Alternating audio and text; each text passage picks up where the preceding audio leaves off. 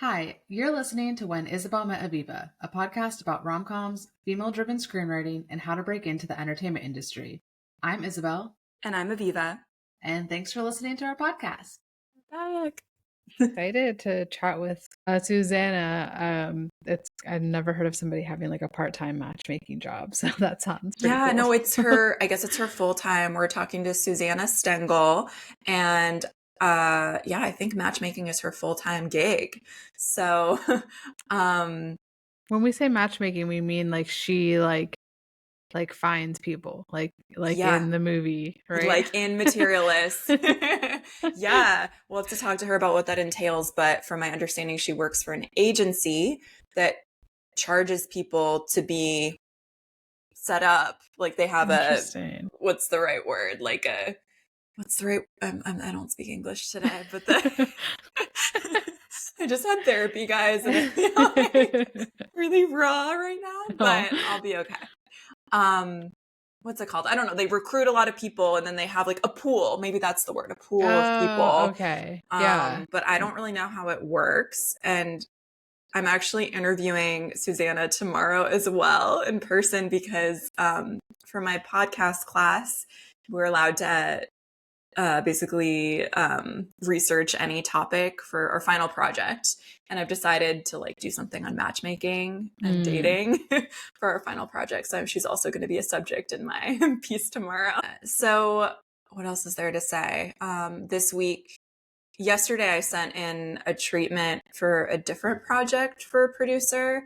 So I've been scrambling to write that. That's kind of the screenwriting news of the week. Yeah.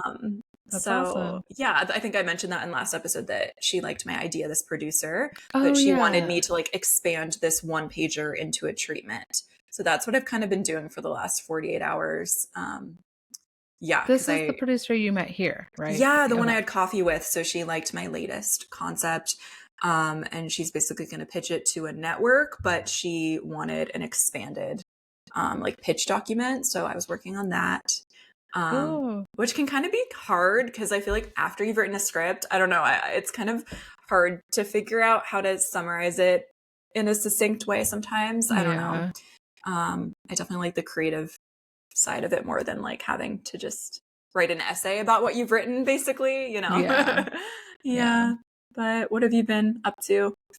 I've been so busy with work. The government shutdown is like affecting my job, and so it's just like definitely hard for me to think about anything other than that right now. No, that makes sense. Work's been pretty crazy, but I mean I spent like the last few weeks really focused on the table read, so I think it was also good for me to like kind of now then like turn gears back into my job to be like a little bit more focused there.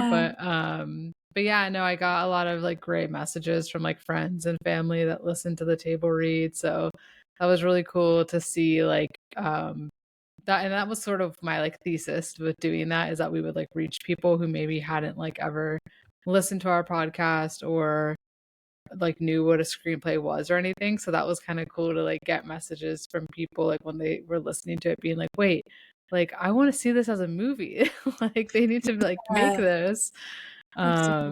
And I got a lot of sweet messages from people who were like obsessed with Zac Efron when they were younger, being like, oh my God, like this is like these are like friends still. They're just like random people. But I mean, like it was kind of cute to see friends be like, oh my God, I was so excited when you posted about this because like I loved Zac and like I like love this movie. And it was just kind of another reminder to me of just like how many people love him. So they do. There's such demand for this movie.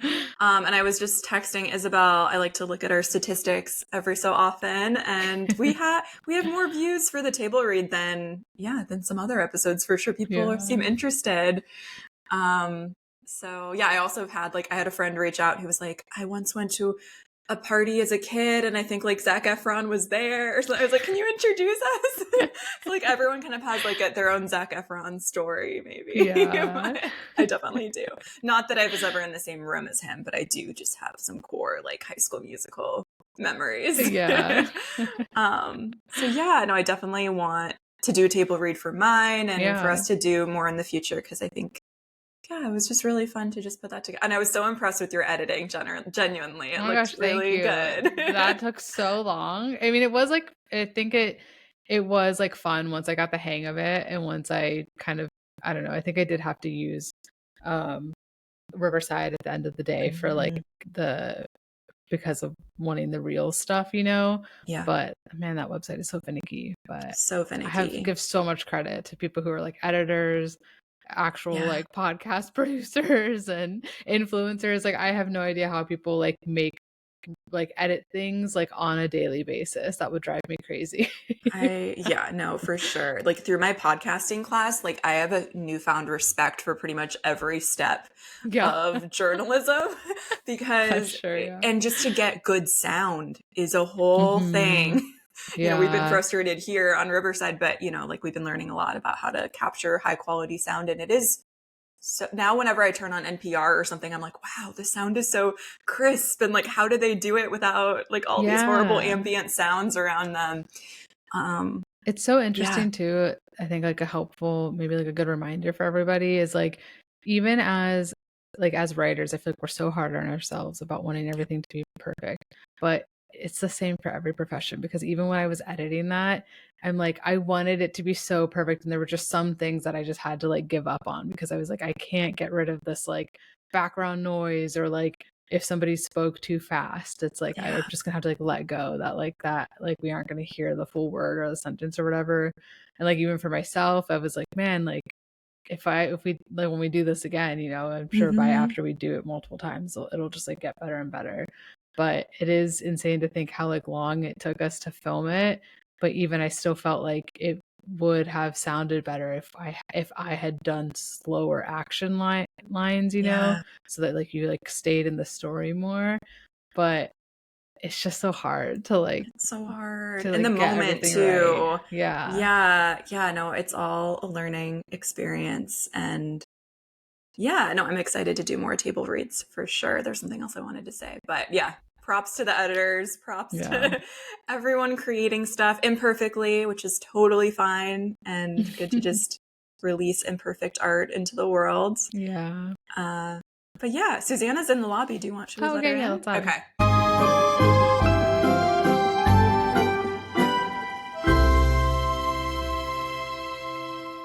Well, welcome, Susannah, to the podcast. We're so excited to have so you much here. For having me. Of course.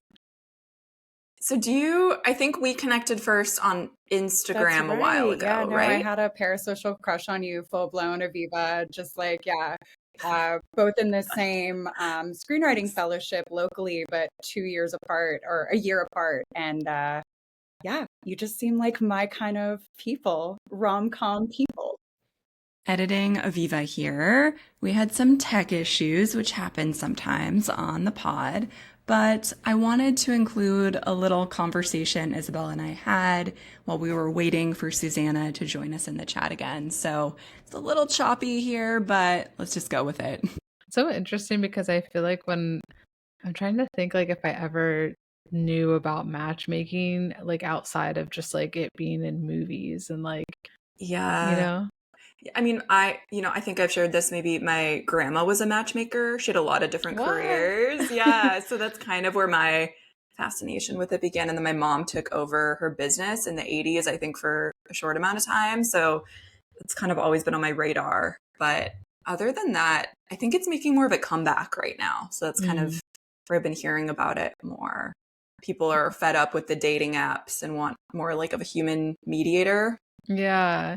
I did get like some like matchmaking service followed me on Instagram and like asked me to fill it out for like a queer matchmaking thing. And I filled it out. I was like, I mean, might as well. And then why it doesn't hurt, I guess, to put my information out there. But then I was kind of like, well, but how would I feel if they came back and they were like, for $150, we'll like match you with somebody? Then I'd be like, is it worth $150 to go on a date? I don't know how much it costs to like do a matchmaking I'm getting service. I feel like very tired of the apps already though. Like, how do you feel about the apps? I haven't been using them. But you have before. I have before, but I honestly I've just never really been able to be an app person. I feel like everyone I've ever dated, I've always met in person. Whenever I try the apps, I just don't know. It like, just never works out for me. Yeah, I can share this. Like, I guess this is we can just include this. But yeah, like I have been using the apps again, but kind of feeling discouraged. But I did go on like my first date since my breakup, like through the apps. Yeah. Yeah, but then I'll just share this. I don't think he'll ever watch this. We went out twice and, we just like weren't really feeling it. And then I tried to set him up. This was like my When Harry Met Sally. I texted you about this, like reference. I tried to set him up with my friend. So I was like, maybe I'll be a matchmaker. And I was so excited. I really thought he was going to reach out to her because he seemed kind of game. Because I like pitched my friend who was interested, and he never reached out. So that was disappointing because he made it seem like he would. But I was feeling really unhinged because I was like, I've never tried to. If I would do that though. Maybe I'm just destined to be alone because I'm just like that. I don't know. I get his perspective. I don't know that I would message someone if I like met up with someone and I didn't hit it off with them and then they were like, "Oh, do you want to meet my friend?" I would be like, "No." I thought it was kind of like an unhinged, like fun, like I don't know. I don't know how I would react if that happened to me. Right. But I meant it like, oh, you're nice. My friend's nice. Like maybe you guys would hit it off better. So I wanted to share that. No, yeah. I think it's like in this day and age, it's like whatever. If like people, I don't know. I have so many friends who like, I mean, my sister like met her husband on Tinder. It's like, I know so many people have had success with them and that are like, I don't know. I think it's just for me, I think it's because I like the way I'm attracted to people really is so tied to like their personality and like my like interaction with them. Like I'm not someone who can like look at someone on an app and then is instantly like, oh my God, like I'm so attracted to this person. I have to like meet them. That way too. I have to like have that like emotional connection build first. And so I think that's why I've always like dated people that I kind of like met in person and then we had like some kind of interaction that like grew. So I don't know. I mean, I've gone on dates on apps before and I'm not like opposed to the idea of like being set up, but I don't know. It just No, I feel that way too. I mean, I've used the apps before. That's like what led to my last relationship. And so I think they can be very useful. But this time around, I'm not liking a lot of what I'm seeing. Yeah. And I'm feeling very like, just there are just so many, I don't know. Oh, I think she's back in the lobby, but there's just like, it just feels, I'm also just tired of like judging people that way. And I've also just seen a whole lot of red flags at the same time. So it's like rightfully judgmental. And then sometimes I'm like, maybe if we met, we would hit it off. And I'm just like, being too picky, you know? Maybe that's what my problem is I don't like what it brings out in myself. Yeah, no, it makes me feel very shallow. Yeah, and I'm like, do I really think this way? Yeah. Okay, wait, Susannah's here. I'll let her in. Okay, yeah, we can just continue your intro. You were just saying how you discovered matchmaking during the pandemic. So I was just kind of talking to you guys about like the moment when I saw the job listing, and I think we all kind of have those moments like where it's like iris in on the screen on the listing and like internally your voice just goes, oh, this is for me. And yeah, call it my Patty Stanger fandom, call it my weird predilection for connecting with people, but as soon as I saw the job posting I knew I was gonna get it. And I kind of slipped right into it towards the end of 2020 and just felt an immediate affinity for the work. I've been a theater teacher and a, repressed or unrepressed drama kid my entire life. And so having an instinct for when people are going to play well together kind of works super nicely in both of those spaces. I had a lot to learn still about how to make myself great at it, but I kind of came to the work already really excited about what it was going to be. Yeah, that's cool. awesome. And then what's your screenwriting background? So did you study screenwriting or how did you end up? Absolutely. As I mentioned, if you know me for 5 minutes, you know that I'm a drama kid. So here we go again with that detail. And as soon as I kind of became obsessed with theater, my mom could not stop me from like dancing to Thumbelina on repeat. put me in every like drama and dance class possible. And I started writing plays like right away. So like doing plays, sketch theater or sketch comedy and improv theater was kind of like my whole kettle of fish in high school. And then I started doing directing in college. And then I found screenwriting much more kind of as this offshoot during my grad school time. So I went to grad school, Indiana University, Bloomington, great school for dramatic literature, history, and theory. Pushes nerd glasses up nose that degree even exists. But I loved it. So I was getting to not only talk about like plays and study plays and direct and act and stuff, but I was thinking about like the theory behind them. And it's ironically within this context of getting my master's degree in drama that I fell head over heels in writing for the screen. I started taking like TV writing seminars, screenwriting seminars, and like looking at classes in the film industry, even though I was not supposed to be there for that. It was like I was the meme of that guy watching somebody else pass, and that was screenwriting when it was supposed to be playwriting. I also have found, and I will always love theater. Every ounce of me always will.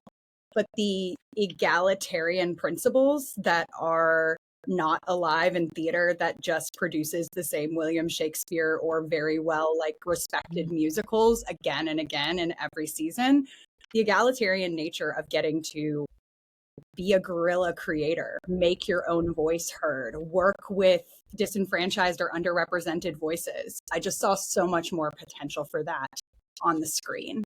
And that's really what got me excited. And so pretty much since 2016, when I left with my master's, I have been tooling and noodling on scripts for years. After a particular gnarly breakup, I moved from Houston, where I had been living and teaching theater for a really long time. I'm a member of a beautiful, cherished society. Maybe you know it, the Broken Engagement Club. We've all been there, or some of us have. I left Houston and moved to Chicago without a job, with just a small community of people. I knew I wanted to change, and I knew I wanted to start taking myself a lot more seriously creatively. And it's during this time that my best friend from when we were like 3 years old up, who had also been in those improv classes with me, writing those plays and playing pretend with me. Yeah, she and I just started writing together all the time. We have now got so many television pilots. Like we've got more pilots than Ryanair. We've been working at this for 5 years straight, and she is my creative co-sponsor. But I have also found a lot more confidence and joy kind of stepping into my own stance in professional screenwriting as well. But I'm actually really grateful for the kind of chrysalis of the pandemic, where it took me from being casual about this to really devoting so much of my time and energy to it. Yeah. That's so cool. Thank you. So now as well, so you just finished, you were in the fellowship that I was in, the green room through the Northwest Screenwriters Guild.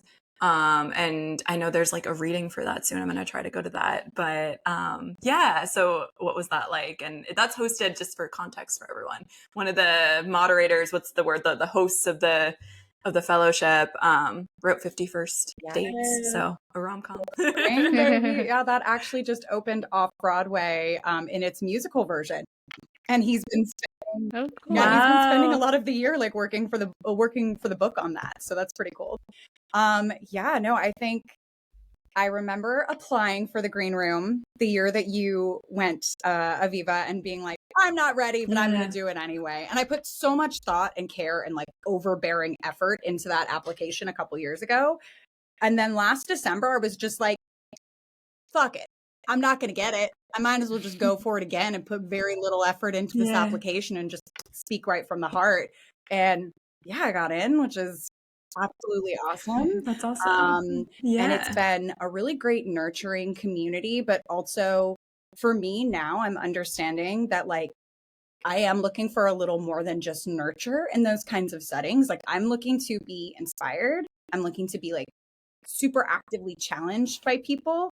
I'm looking to get into conversations about like how audiences perceive things versus how the artist perceives things. And it's been just such a generative space for that. I've already made some like friends that I can tell are going to be my friends for life from it. And yeah, it's just been a very, very hard but incredible process.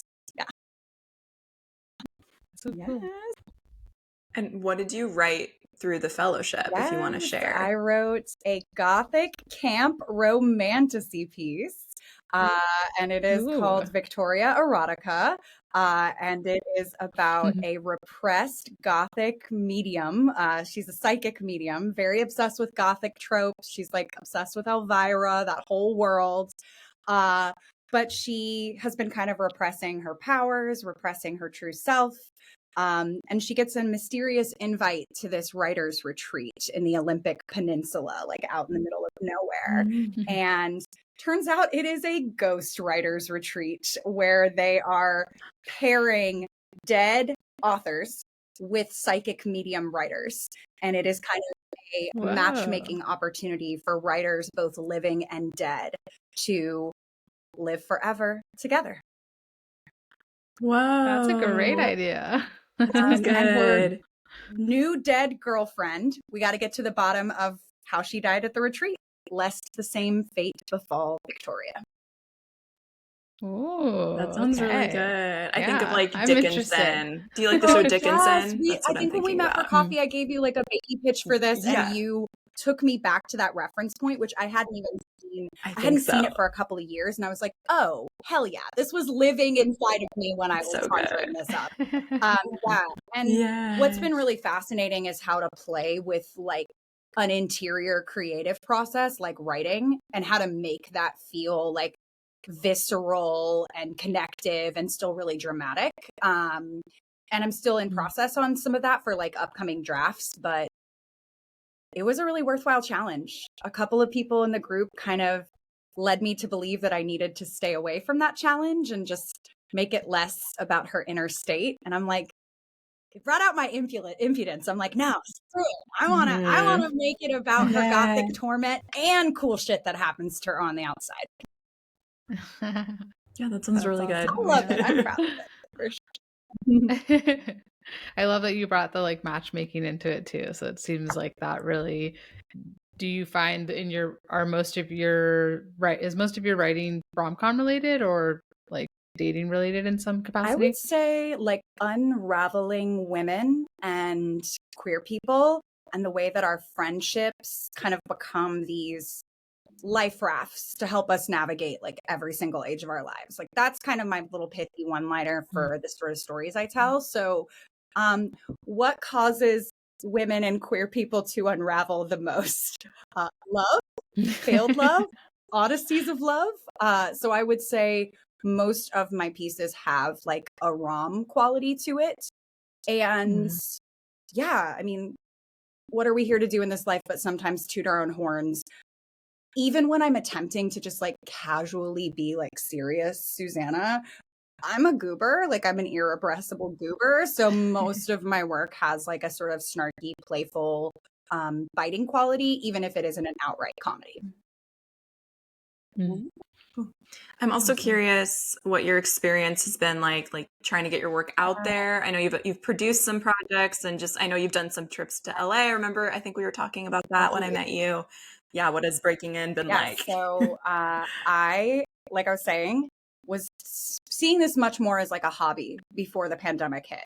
And it was kind of coming to Seattle in 2021 when I had some work under my belt, when I had this kind of like new identity confidence where I was like, okay, Seattle ain't LA, but there's a lot of really freaking cool, brilliant, creative people here. Let's start calling myself a professional screenwriter. Let's like start seeing what kind of connections I can make when I live in that truth for myself. And I am really delighted to say that like, I think that self-definition has been one of like the biggest factors that has made this such like a generative production space for me. I I coach people all the time about how not to be scared to walk up to a stranger and flirt or banter with them. So I gotta walk the walk, you know? I need that lesson. Can Yeah. you teach us? Oh yeah, I run workshops. Depending on the extensiveness, we will talk. But you guys I'll also put you up. but like really just walking into a lot of different mixers, putting myself out there on a couple of the online forums that Seattle has for production peeps and stuff like that. And I remember, I think I've even told you about this before, Aviva, where there was this day, I want to say in late September, about 2 or 3 years ago, where I was feeling really cute about my website, really cute about some new headshots. And I was just like, I'm going to send my portfolio page out on a bunch of different sites. And I'm going to say, you know, this year, I want to be a writer for the 48 because I had previously done acting. I had previously done script supervising, and I enjoy doing those things. But I was like, I want to write. And the little post that I wrote must have been kind of cute because it did turn into 2 long-term production connections that have like fired up my career to this day. So one of them was working with this really great production company called Subliminal Ed Productions through Ed Castaneda. And one of them was connecting with this great team, Morgan Dukes and Angel Camacho. And they work primarily, I think at Morgan's company is called Curtain Up. But they both saw the post and were like, your page looks great. Ed, I wrote on his 48 that fall, met a bunch of incredible people that continue to be my connections today. We shot a movie together last summer that I wrote and premiered it this year. And it's been going around festivals kind of gradually. And then Morgan and Angel, they were like, we're not doing the 48 in this way, but we like your profile and we want to incubate and work on a script with a writer who inspires us. And we think you might be that person. And I was like, okay, that is me. Yeah. Yeah, I had the pleasure of getting to shoot another movie that I wrote last year, also with the second production company, and gaining momentum to get their interest to turn that short into a feature, which has been another thing that I've been writing this year. So kind of what I'm drawing out here is that one weird hot day on the internet has produced long-term resonance in my career. And it becomes easy to tell yourself like not to take those kinds of chances. But when you're sitting on like evidence of just what it can do for you, it makes even the days when even I am feeling shy and awkward, it helps me remember that it's worth it. Yeah. I was just gonna say, it just goes to show what like just putting yourself out there can do. Hell yeah. And And just like, you know, being the person in the room that, you know, you want to be around too, like not allowing your own values to get compromised by that. I had a couple of calls like early when I was putting myself out there earlier where people were like saying things to me like, oh, I've never worked with a woman on set before and this is my 15th project, so I'd really like to try working with a woman for the first time. And I'm like, gosh. you know, you got to start to also develop your like, maybe this one's not for me muscle, which is something like me 10 years ago would never have done. And start getting a little bit of confidence in being selective sometimes too. Yeah, but I found that I've been pretty delighted by the fact that people in Seattle are hungry to create. And I think goobers like me and you, Aviva and Isabel, like we find each other in whatever city we're in, right? Like we gravitate towards each other. So I've been kind of cashing in on that principle pretty consistently. Yeah, I would love to see more projects being made in Seattle. I know we talked about that when I met you because I love the idea of going to LA for work one day, but also, you know, I do think we live in such a beautiful, Isabel used to live in Seattle as well. I don't know if you knew that, but yeah, so it's just such a beautiful underutilized area. Absolutely. I think. One of the folks in the green room with me this year, like he shot and like directed portions of Northern Exposure, which is like this 90s show that was one of the last big shows that was like both set and shot in Seattle. So we know that this can exist and this has existed in the past. Like we have to keep clamoring and being annoying and pushing for more. yeah, I'm still super actively involved in the 48 as well. I think that's a real like mainstay fulcrum of what gets people excited about filmmaking in Seattle. But at the same time, I'm kind of unapologetic in a way that may not always be like the cutest look about the fact that I don't think that the 48 should be the end all be all of filmmaking in Seattle. And I think if we make it so, then we won't get that momentum that we're talking about. And so I'm hopeful that we can keep exploring for more. Yeah. I'm also just curious, like for those of you, so like, you know, the 48-hour film, it's called the 48-hour film festival. Yes. Is that what they call it? And because I've never participated, but I know that's, can you talk a little bit more about what that is? Because I've been told to join. My hesitation is honestly, I'm like, do you sleep during it? Like it sounds so it is intense. It is also like when you think about things like, who do you want to potentially collaborate with coming up? Like, who would be a good producer? Do you know any extra scripties? Do you have a gaffer on hand? Vast majority of those connections for me, like that, like kind of knowledge base has been built through putting myself out there at 48. So I have so much gratitude for that. I started off a random Facebook post that was looking for an actor. And that year I got to scream my head off and slam a door with a baseball bat. So that was a fucking awesome moment, which I loved. Sorry if I can't use the F word. Am I? No, you can. Feel free. So after that, like I mentioned earlier, I was like, okay, acting isn't my end all be all. I'm definitely open to it creatively, but what I want is writing. And I don't want to get distracted anymore by pretending that the things that are not my goals are endpoints. So what I have done and what I like recommend doing is just putting yourself in the position first to just be on sets, right? And then working towards that goal. So it was after acting twice and being a scripty once, that I started to feel confident to ask about more. The 48 happens in July and October. The 48 is a Friday night reveal and a Sunday night submission completion. So the Friday night reveal happens at 7 p.m. and then the Sunday deadline is 7 p.m. So they are for real 48 hours. And I did this, huge shout out to Rachel Taggart and Blue Egg Films, which is an incredible production company locally that I've gotten to pair with twice in a row this year for collaborations on the 48. I have just had my deep respect from a distance for Rachel for a while. We've been kind of flirting with each other like you and I have, Aviva. And this year was kind of like our culmination of that flirtation with two projects together. Yeah. So Friday at 7, you're going to get your subcategory. So if you're in horror specifically, that's where you're going to get your subcategory. That's going to be something like this time we did possession and body horror. You might also get things like classic monster, game horror. You might get abduction. There's all sorts of different subgenres. This summer, I feel like you guys will be a little bit more on board with this one. We got fish out of water or dance movie. Ooh, that's fun. I would like that better than horror. July girly, I think. Yeah, maybe I'll join in July sometime. And so, we did a dance movie, and I'm a choreographer by background, so I got to sweat on set, which was fun.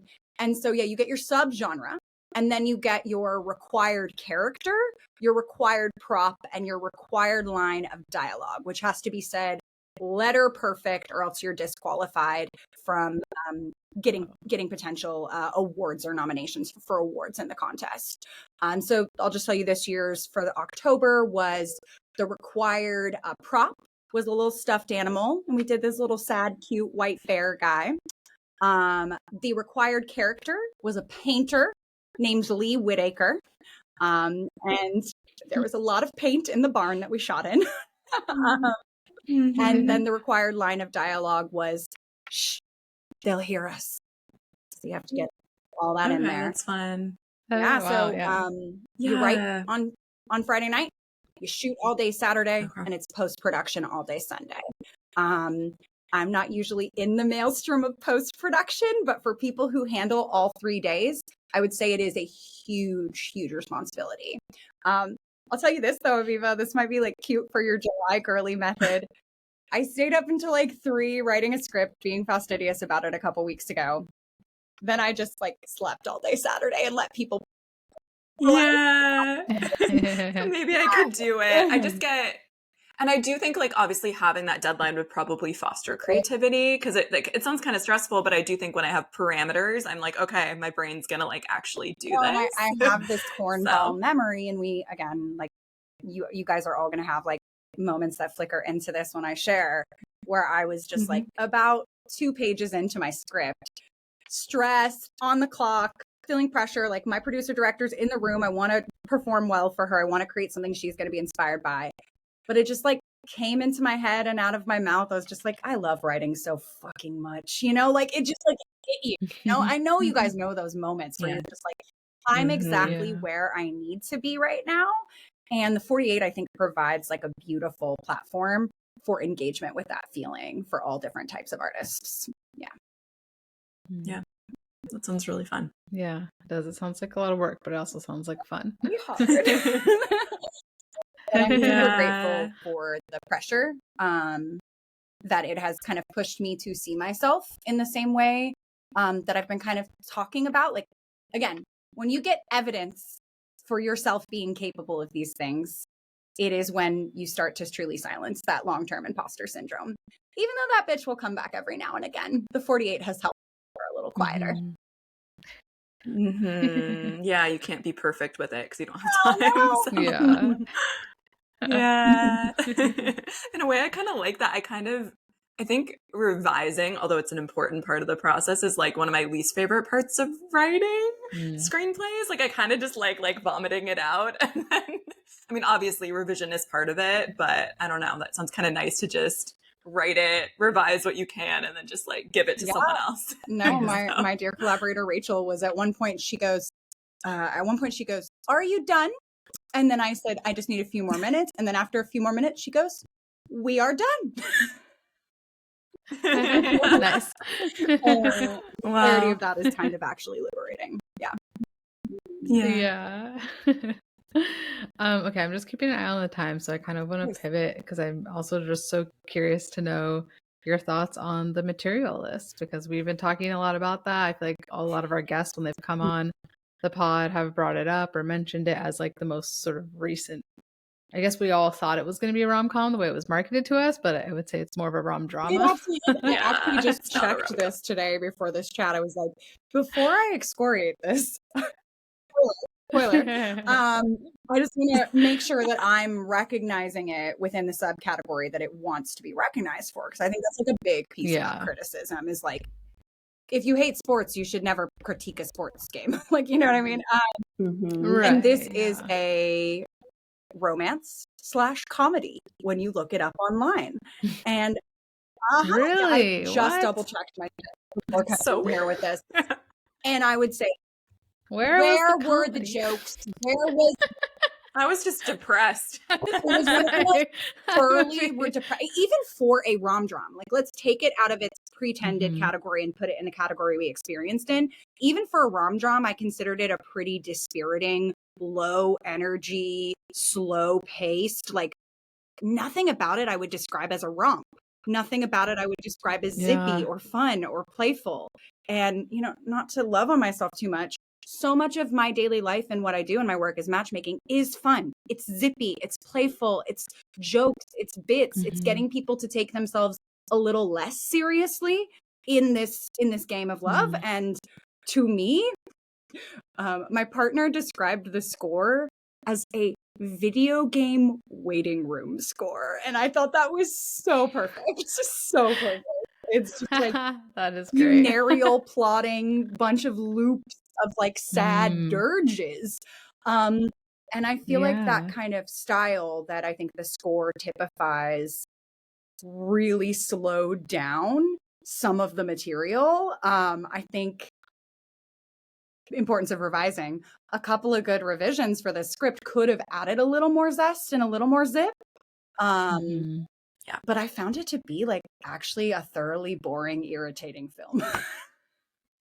Same. Oh my gosh. I'm so happy to hear that, because I feel like other people have said are like nicer about it.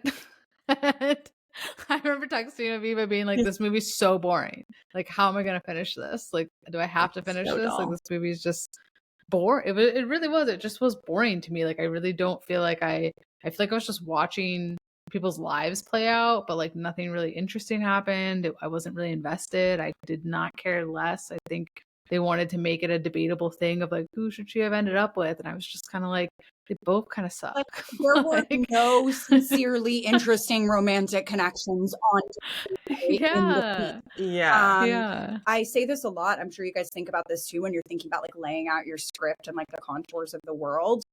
She desperately needed a Judy Greer. She desperately needed like a fun friend girly, someone to banter with. There were like 2 scenes, I think, that they gave her with this like one curly-haired fellow matchmaker, but it was clear, and I think this is at the root of what we're talking about with it being boring.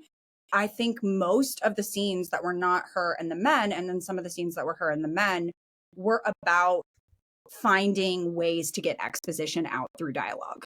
And it wasn't actually about showing character, showing stakes, showing like heat. And I don't know, like some of my matchmaker friends that I don't even work at the same firm at anymore or left the company years ago, like they're some of my best friends. Actually, for like full immersion, I watched this with one of my former matchmaker besties. And so we analyzed it together from that framework, which was really fun. They also talked mad shit about it. Yeah. I will say, I mean, I didn't like the film, but I do think if we're analyzing it, like if they were analyzing it in like a film studies class, I mean, I do like, or I found interesting certain aspects that they talked about romance. Like there were certain things that they talked about that I'd never heard on screen before when it comes to dating and relationships about, or I mean, maybe I've heard it in Pride and Prejudice and more historical dramas about financial compatibility and height compatibility and things that like we don't really like to talk about in 2025, but that I imagine, Susannah, are part of like what you talk about with your clients, right? Like what, so like that financial piece, especially, I was like, oh, this is depressing and makes me want to like turn it off. But it is about like, does this man have enough money for this person and vice versa, and the mechanics of that. So I'm curious, like, did you find that part refreshing, or does it ring true to like what you deal with on a daily basis? Definitely yes to the last question. And I would call it not refreshing so much as like illuminating. I do think there is a version of this content where you can be both illuminating and refreshing. I think what we got here was kind of like what makes this film sticky, and probably what makes some people like it more than maybe our triumvirate here, is that it is talking about things that are usually taboo topics. We don't talk about how it is so often about money. It is so often about height. It is so often about fat phobia. People are afraid to talk about that as well. And I thought this was kind of interesting. There was a scene, again, it was like a scene within the Matchmakers that I thought that whole world needed to be much more developed, where they were saying like, people actually tell you more than they tell their therapists.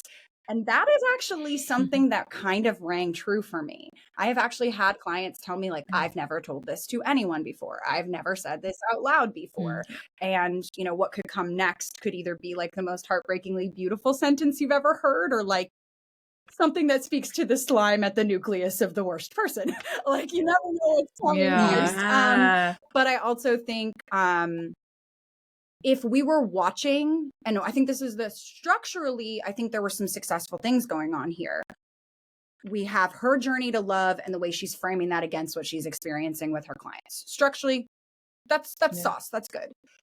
What I didn't see her do was grapple with these things in a way that actually engaged the realism of the topics that we are bringing up. So what I mean by that is she's wearing all designer clothes and talking about how she makes $80K. Right. I'm sorry. So weird. That too, when she was like looked so nice all the time, and then she's like, "I'm so poor." It's also like $80K in New York is not a good salary. She should be asking for more at that company. She should be making more. but like they wanted Yeah. to like live in this world of numbers and live in this world of confinement without actually giving the details that make it dramatically interesting, or more than just like a thesis that you could read in an Atlantic article, more of like a character study that we can put like meat and bones on. So like Jeremiah, my husband, was like, is she actually poor? Like, what's her backstory? Like, what's her baggage with her family? Does she have family? And this is where he and I were talking about, like, she needs a Judy Greer. It's like, does she even have friends? Does she even have friends where she can work out these class dialectics in a more playful way? Yeah. So I found like some of the obsequiousnesses to realism, and then, you know, kind of flying in the face of it side by side to really kind of weaken the capacity to really analyze some of the themes that they gave us. One thing I really wanted, and I got so excited the first time I watched it, is they have Chris Evans, most boring performance Chris Evans has ever given. Holy shit. Way to like sap all the charisma that I first saw in Fantastic Four like more than a decade ago. It's like, where is this hot man? What is he doing? So they have this big thing with how he's like, oh, I'm a 37-year-old stage actor who has 2 roommates, and that's how you know I have the worst life in the world. Half my friends in New York. But also like what I wanted is I thought this was kind of a fun confinement. She breaks up with her Pedro Pascal right before she goes to Iceland, and she's going to sublet her apartment for the week because she's so toe up on money. So that means I was gonna say, doesn't she have her own apartment, by the way, in this New York? Like, she can live by herself on her $80K. There's some dead aunt somewhere who's supplementing all this, I guess. Like, I'm also thinking, oh yeah, I wanted her. She's literally on the precipice of this dirty apartment that we've seen in some montage shots. And instead of having her walk into the apartment and work through her judgment, do that viscerally, see the realism of his life and either decide it's for her or decide it's not for her, we instead have him use his play stipend to go take them on a road trip to a hotel, and she doesn't even have to pervade his messy kingdom. It's like, that to me is the crux of what was struggling for me, because we have all these ethoses and these theses that are being explored intellectually, and we have all this character potential to explore them. And we literally walk away from the drama and the intrigue and the character depth, and we just stay in the idea space. And I think that was the hardest part of the film for me. Yeah, that's a great point. I feel it's just making me think about just how much exposition there really was in the whole film. And like, I actually remember laughing during the scene, which may be inappropriate, when Pedro Pascal was like revealing about his like leg surgery and stuff. And I was just kind of like, there could have been a better way to have like done this. It's actually super freaking fascinating, right? Like, you know, we'll keep it quiet, but I've had a client who has confessed to having said surgery, so like they are real and they are happening, it's and a they thing. are purchased IRL by people who, you know, live different lives afterwards. But I would have loved to have seen, and it's just because the movie was so uninterested in jokes and bits. I would have loved to see like a little IV drip of that as like a mystery in their relationship, and then have Nancy Drew her way into it in like a fun confrontation. And what's fascinating too is there were some really successful moments in this movie. There were things that were like really interesting intellectually that were happening, and I think that's why people got excited about the marketing of the film. I just wanted to have fun watching it. Same. It was misleading, the marketing, and also, I mean, I could talk about this for like 5 hours, but the final scene really irked me about what she decides to do. Like, of course, this whole review is spoilers. Sorry, guys, it's been out for a while, but but like, she gets a job promotion. She's like, nah, I'll just be poor, and I'll end up with the poor man, and we'll be miserable together. And it really irked me that we didn't know. She didn't have like she was like, oh, I'm kind of a shitty actress. But like, we didn't even see her talk. There was no scene where she was like, I'll pursue acting again. Like, she had no like ambition at the end. She's just like, Yeah. I'll sit in a park with this hot guy and we'll be like in this shitty apartment together. Which she's Like, I don't never injured. know. When is she going to Yeah. That's true. And no, yeah. I actually had the same experience when rewatching the ending. I was like, who doesn't want to make out with Chris Evans on a park bench? Like, obviously relatable. Yeah. However, where is she going? The creative engine that they had propelling her throughout this piece, like complicated though it was, I thought they did an okay job of this, where she had this affinity for this. She had a shrewdness for this. She had a vision for the demographics, and she could make people really trust her. And I thought that meant that what she needed to do was to redefine her position to love, to come back to matchmaking in a way that felt fulfilling for her. And I actually thought that's what the film was building towards. But I think there was a certain cowardice in the ending where they didn't give us that conclusion, where they decided to stay in this like waffling, anything is possible place. Yeah. But also, like, I'm with you. how fascinating of a movie would it be if, like, part of what we have to grapple with is the fact that she's about to become this badass corporate leader who's making like more than enough to pay for both her and her boo. And now what does that look like in terms of reframing her positioning on all of this stuff? Well, that feels like another movie than the one that they wrote. So they decided not to even try. Yeah. How hot Pedro Pascal is. So let's just make sure that gets on at least once. Yeah. No, And what's her name? Dakota Johnson. I love her movies. Like, I love her in so many other things. I think so she's so beautiful. Just like this movie could have been different. Controversial, and it could just be because I had an amazing watch of Madam Web where we just ripped it asunder. She leaves me a little cold. So unfortunately, the coldness that she creates, I thought maybe was kind of infiltrating a lot of different layers of the film. But I'm hopeful. No, I'm with hopeful you. to see her attack the next one. Yeah. She was good in Are You Okay, which is like a bisexual awakening movie. I really liked that. That was good. Maybe that's why I love her. Yeah, we just really like that movie. Is she like weeping obsessively on the cover? Yes. I do.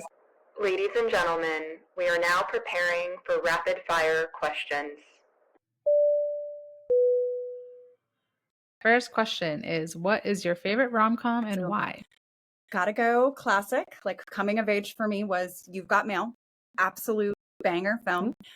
What I love about it is that you get the longing part of a rom-com, and you also get the active contention and the banter and the self-work at the same time. You don't have to sacrifice one for the other. You get to long, and you also get to live banter. So I love that. Great answer. Do you have a favorite rom-com trope to write? I'm a big fan of forced proximity. I'm a big fan of he's the supervisor at her teacher training camp. They're neighbors and they know they shouldn't date. Or like the one I just wrote for the Green Room. They're lovers at a writer's retreat and they just keep bumping into each other around this manor. Ooh, I love that. I love forced proximity. It's just so generative, so fun. Yeah. Okay, what is a favorite outfit from a rom-com? This was a good question, y'all. Got me thinking. Okay. I think I have to take it to Drew Barrymore, Ever After, going into the ball, having that quick little moment to herself where she tells herself, breathe.